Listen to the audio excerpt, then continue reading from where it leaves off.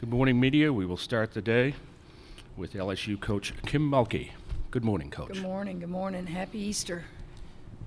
Questions for the coach? Right here, second row.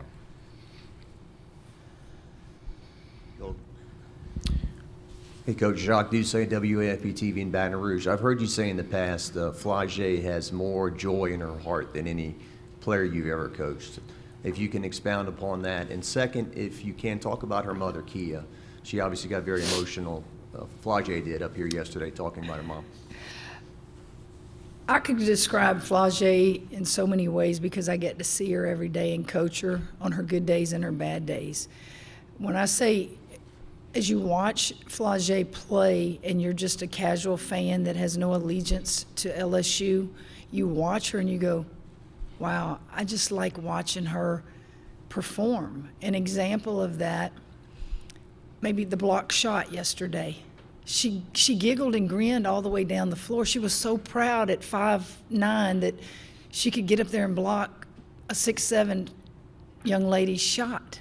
The joy in just, she was just like, wow, that's a memory for me. And when you hear her talk, she just has that joy about her. She has no agendas. She gets very little sleep.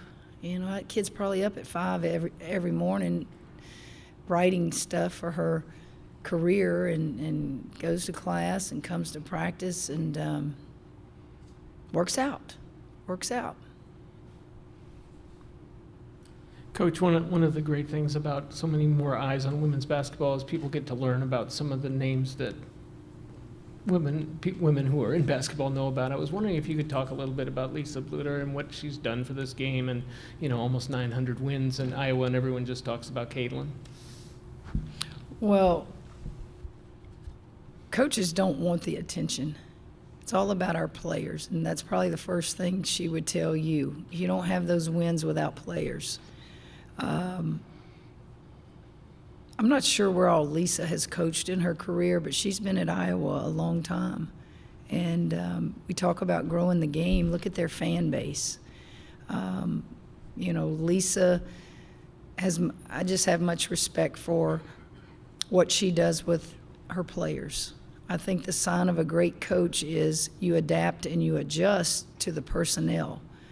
And while each coach has a different style, if you don't adjust and adapt to each team you have, and you become stagnant. And I think the team she has and the things that they do to be successful tells you that she understands and knows the game.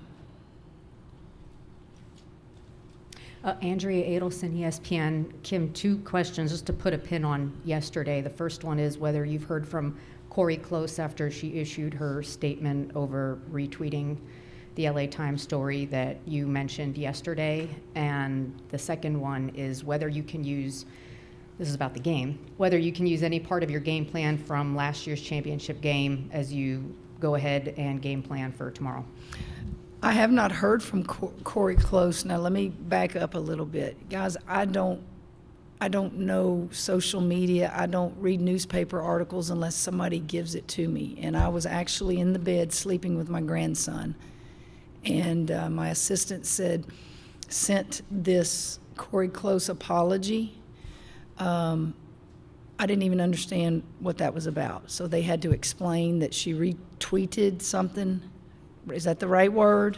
Okay. Because I guess she retweeted that article, so that I read it. Second part of your question? Whether you can use any part of your game plan from last season against Iowa as you game plan now. Well, each of us are a new team. We're not the same team we were last year, nor are they, but you certainly have some key pieces on each team. And our game plan will not even mention what we did last year. Because we don't have the same personnel. Corey Diaz with the USA Today Sports Network in Louisiana. Kim, I guess kind of piggybacking off of that, what have been the biggest differences you've noticed between this year's Iowa team versus last year's Iowa team? Well, the biggest same is Caitlin Clark. That's the same. The difference is the personnel. The difference is those that were role players last year are now big players, which that's what all coaches hope, is that you respect the process, and when your time arrives, you take advantage of it. They're still going to shoot a lot of threes, but Caitlin Clark is a generational player, and she's not all about threes. She can pass the ball. She can take you off the dribble. Obviously, our focus will be on her, but not solely on her. Caitlin's going to do what she does. You're not going to stop her. You just hope that you can contain her a little bit and make sure that you do your job on the other four players. Hey, Coach. Claire Hanna with TSN here in the front. Sorry. When Lisa was speaking last night, she said it's unfortunate that you're meeting this early in the tournament. What are your thoughts on the matchup in the Elite Eight, given that this was the matchup in the national final last year?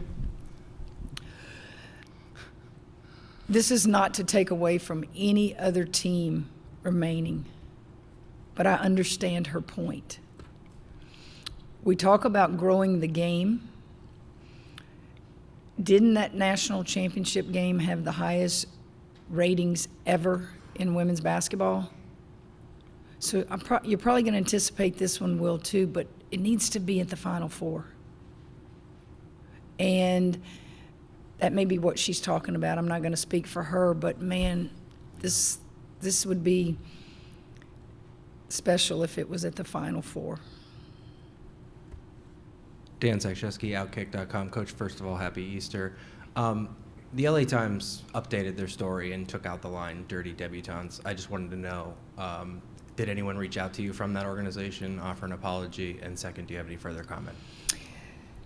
I'm going to answer like I did hers. At, I don't know what time it is. Y'all have to forgive me. I am old generation. I just don't spend time reading stuff. Maybe an hour and a half ago, I had someone say the LA Times updated, rewrote, did something, and they did it at 10:20 last night or 10 something, and I said, okay, that was the extent of it. So I'm not sure what the rewrite was. I'm not sure if it was an apology. I'm not sure of any of that. But personally, no one has reached out to me, nor do I require that. I don't need all that. I just like to recognize when I feel something was done inappropriately to young people that I get to coach. Michael Cobble, WBRZ TV. You touched on it a little bit last night. Just the total team effort that it's going to require to win this game. You know, obviously, Anissa and Michaela knocking down jumpers, but the minutes that Del Rosario gave you, what's it going to take in this one? Well, it's going to take all players that play, and I'm going to give you examples of that. We're not going to have to knock down jumpers to beat Iowa. We're going to have to play good. We're going to have to play hard. We're going to have to defend. We're going to have to get back in transition defense. We have to do a lot of little things to beat them. Hailey Van Lith had a heck of a game yesterday, and people don't even realize it. 5 assists, 1 turnover, 3 steals, took a big charge at the end, got her one and only rebound at the end. Those things matter when you're a point guard trying to control a game and hang on to a win.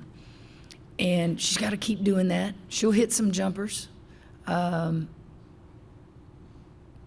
Aaliyah coming in when Angel got in foul trouble. She has the body to bang. I've been begging her to be a Mack truck and not a Kia. And she was a Mack truck yesterday. She got down in a stance. It was like she was loving that I'm getting to guard somebody that's my size. And she was big for us yesterday. All of them had to do something good yesterday. Not spectacular. You don't have to play out of your mind. Just everybody contribute. Kim, Nancy Armour from USA Today Sports. When you play a team again in close proximity, is it easier or harder to be the team that has lost? You're talking about I'm speaking like for Iowa. I don't know how to answer that. I remember one year in the NCAA playoffs, we had played Texas A&M 3 times in conference, and we won all 3 of them. They matched us up again in, I think it was an Elite 8 in Dallas, and Texas A&M won.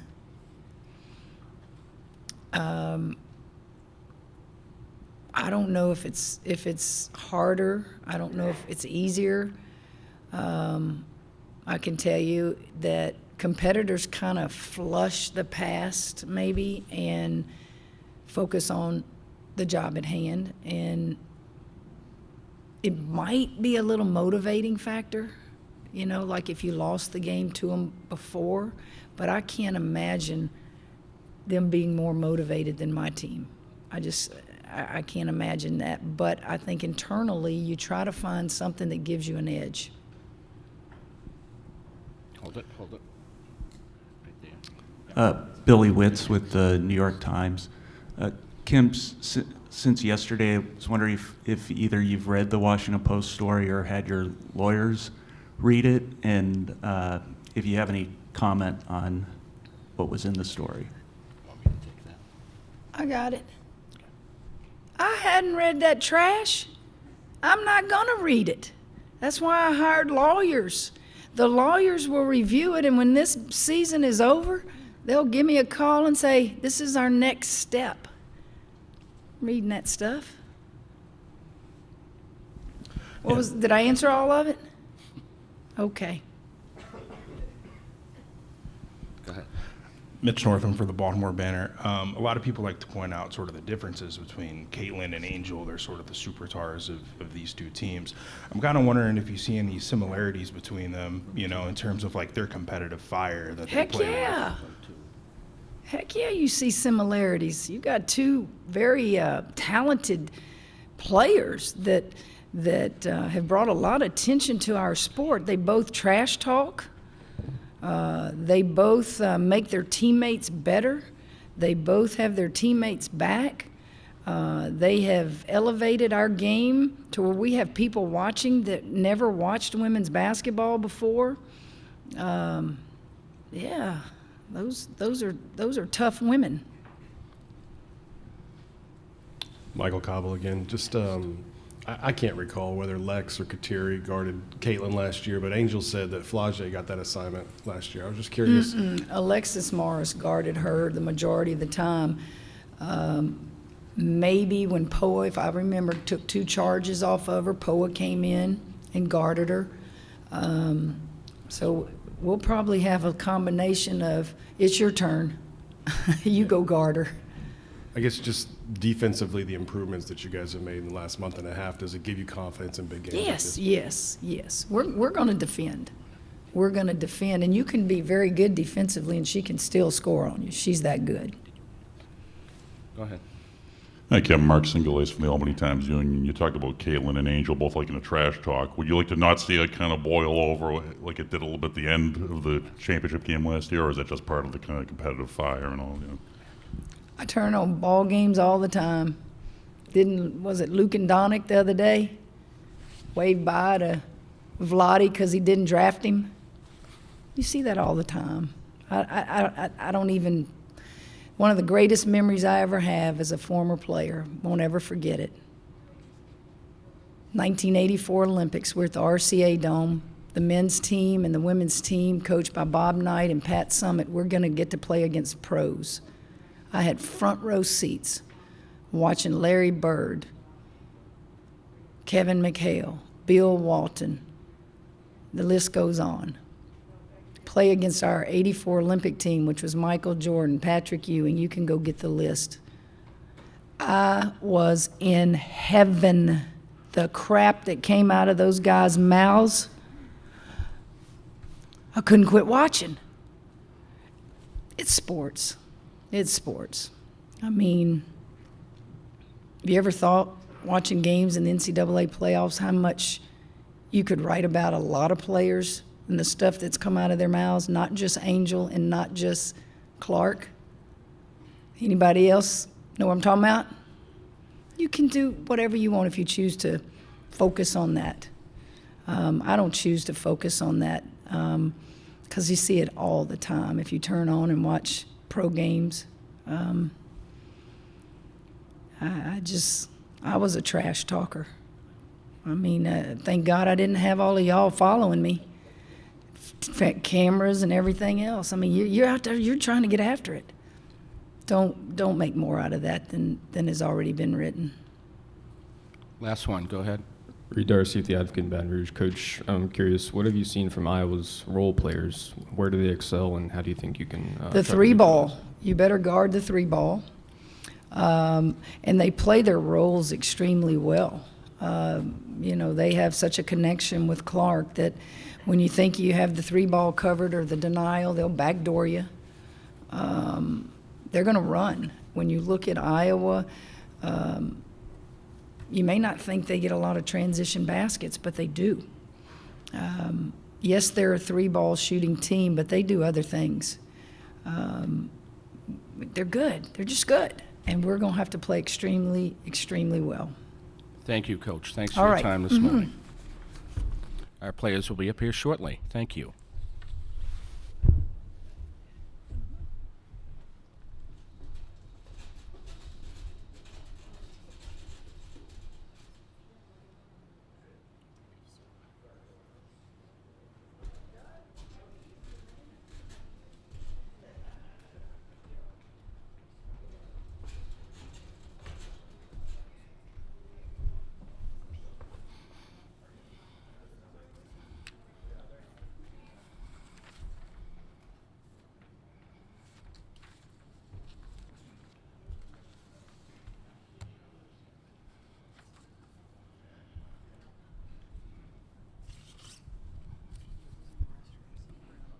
Yeah, okay.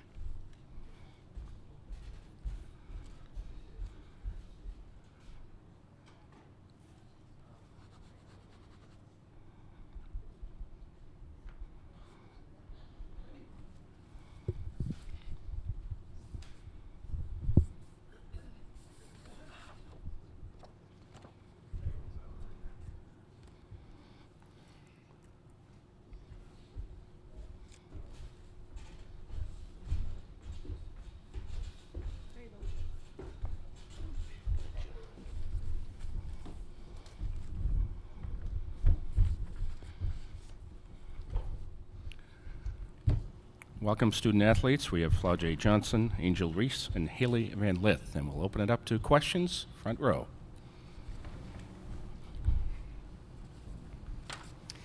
Pat Eatonrob from the Associated Press. Angel, you'll know this is coming from an old guy, but Larry Bird and Magic Johnson played each other in the national championship game, and then the rest of their careers were kind of linked by the matchup between the two. I was wondering if you could talk a little bit about your relationship with Caitlin and how that might define you guys. One, I'm a little too young to have seen them. So yeah, let's start there. So people do compare that matchup all the time, but I've never seen the matchup, so I'm not really familiar with it. I've been playing Caitlin since we were in high school. I played her in my AAU championship when she played for All Iowa Attack. Played her at Maryland, and then of course played her here at LSU. Just a super competitive relationship, being able to play against each other, and then last year in the national championship, being able to just grow women's basketball and just being able to help the game is just something that we've just had, and there's no anything else than that.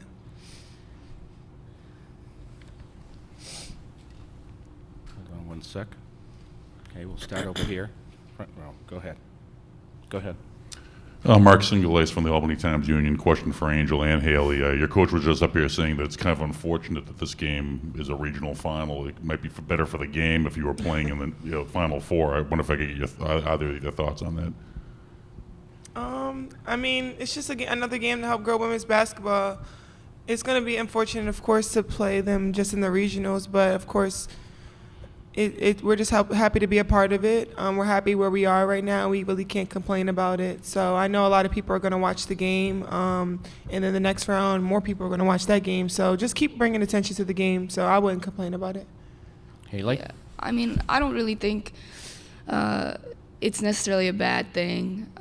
You know, we were going to have to play each other at some point. So maybe it is a little early for some people's liking, but that's nothing that you can control. Thanks. Hey, Angel, Chantel Jennings with The Athletic. I don't know how much time you've had to watch film necessarily, but I was just curious, looking at sort of the post-player differences, one big thing for Iowa. What does Hannah Stuelke present that maybe Monica didn't present last year? What are sort of the similarities or differences there, and how does she change this game? Yeah, I really like Hannah's game. She's a strong post player. She's more versatile than Cesano, so I know I'm going to have to guard her much higher than I had to guard Cesano last year. Cesano was very, very efficient around the basket as well, and Hannah is too. But I'm going to have to guard her more out of the paint this game. So she also rebounds. She rebounds really, really well. I think our advantage is going to be at that 4 spot. Anissa's going to do a great job, and then Aaliyah being able to come in too. So we have some depth this year, being able to do that. Reed Darcy with the Advocate in Baton Rouge. Flau'Jae, this one's for you. Guarding Caitlin Clark, and you're going to spend some time on her, I assume. What does that mean to you, and how do you think you go about doing that? I think it's just like she's just a great player. Last year, I got a switch on her early in the game, and I was like, she's not going to pull that for real. And then she pulled it for real from like half court, and she made it, and I was like, whoa. So kind of had them, spurs of moments getting in switches with her. So it'll be a good, display for me. It's just like I want to compete at the highest level. And right now, Caitlin is the highest level, so I can defend her, try to contain her, and get the win. We'll be fine. There's no stopping her, but containing her, I'm going to take on that challenge. Billy Witz with the New York Times. Hailey, last year the championship game, where were you watching the game from, and what were your impressions of it? Yeah, I was actually watching the game back at my place at my old school, and I just remember just the excitement of the game and the emotions that you could see through the TV, and you just felt like it was a huge moment for women's basketball, and I felt like a weird drawing to how emotional the game was, and I felt like I really related to that, and that's how I played and stuff. So I remember exactly where I was when I watched it. Chessa Boucher with NBC 33. Hailey, last night's ball game, you didn't have a ton of points, but you did a lot on the stat sheet. Coach Mulkey talked about your contribution. How has it been for you in this tournament, and even though you might not be getting the points that you're accustomed to, but you've contributed to this team? Yeah, I mean, I think at the end of the day, I'm just trying to make winning plays, and I think in the fourth quarter I was able to come up with some winning plays for us. And, I would rather be known as a winner than a scorer. Because at the end of the day, if all you're going to ask me to do is score, that's something that I can definitely do. So, I think at this point it's about making winning plays. Nancy Armour, USA Today Sports. This is for any one of you. When you play a team in a rematch in pretty close proximity like you guys are going to have tomorrow, is it easier to be the team that has won the first game or the team that has lost the first game? Obviously, the team that has won the first game. The scouting report going into the game last year is the same scouting report going into the game this year. Caitlin Clark is who she is. And we're going to have to contain her as best as we can. She's an amazing player. So, of course, last year, the scouting report was just to contain her as best as we can and not let the surrounding players score as much as they could. So we're going to do the same thing again this year. I mean, she's scoring 30 when they win. She's scoring 30 when they lose. So it's a win-win-lose situation with it. So we're just going to have to not allow those other players to score. Michael Cobble, WBRZ TV in Baton Rouge. Kim was just up here and said that we make too much of the trash talk. Both of you were at the center of that circle last year. Now that a year later, how do you view it? Is it just something for y'all on the court, and everybody else should just let it be what it is? Yeah, I mean, it's part of the game, and it's a part of why people want to watch the game. I think when you think about hockey and the fights, like, people like to see that.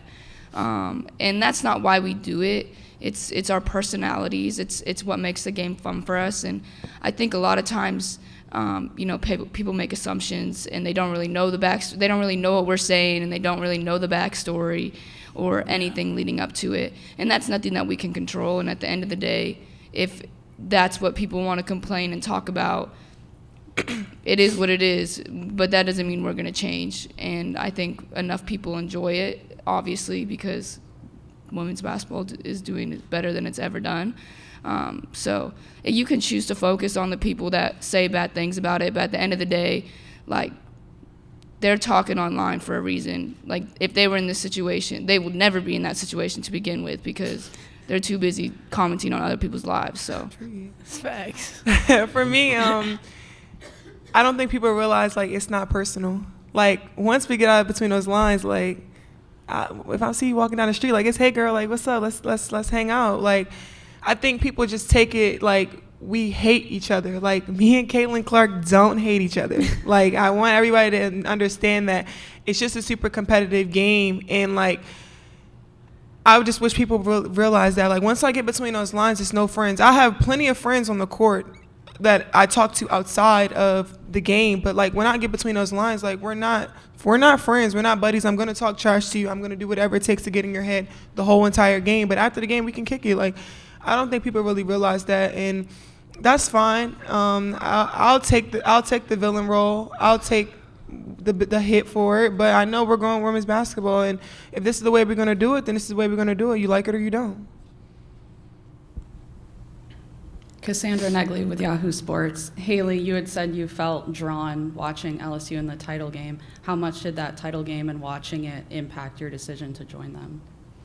I think I had watched LSU before, and just the excitement that the bench had, the coaches had, the players had playing with each other.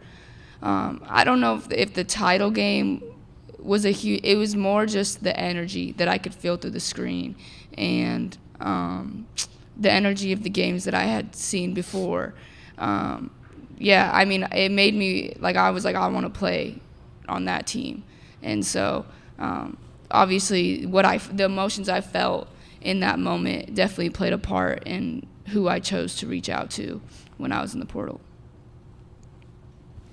Dan Zakrzewski, Outkick.com. Angel, you talk about the trash talk. I'm wondering, do you use it at all as part of your strategy to try and get opponents off of their game? Does that go into it? I think it honestly just gets me going. It's where I'm from. I'm from Baltimore, so that's just kind of what we do. I like to get things going, especially if I'm having a rougher game and I get a basket. I'm trying to hype myself up and get myself going. It's not, like I said, it's not personal to the other player on the other team, but it is what it is. I mean, you take it how you want.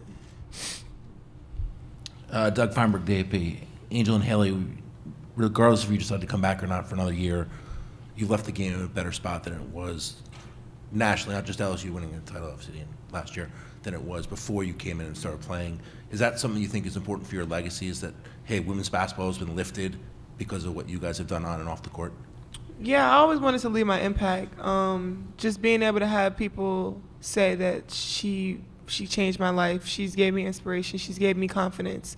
And I think I've done that in so many different ways. And being a great player is amazing. But being able to have little girls or even grown women come up to me and was like, thank you. Like, thank you for being who you are.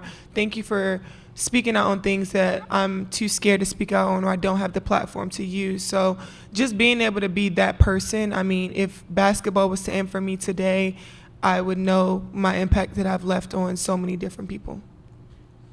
Yeah, I agree. When it goes back to the younger generation, and I just remember being a kid, growing up, and there was never any women's basketball games on TV. you didn't really hear about the WNBA. Like, I was looking up to men's players. Like, I wanted to be Kyrie, and I wanted to be Steph. Like, I wasn't like, I want to be Sue Bird. There just wasn't any coverage. And I think today, young girls can see themselves in other female athletes. We're there on TV. We're in their face, and they can relate to us. And so I think that that's really special. And at the end of the day, that's what it's about. So, Thank you, student athletes, and Thank thank you, you. media, for the Thank time you. this morning.